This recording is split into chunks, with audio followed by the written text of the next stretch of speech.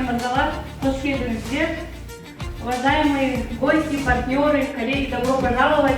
Сегодня для нас очень волнительный день для компании Alina. Это особенный день. Мы запускаем новую линейку продукции герметиков на строительный рынок Казахстана.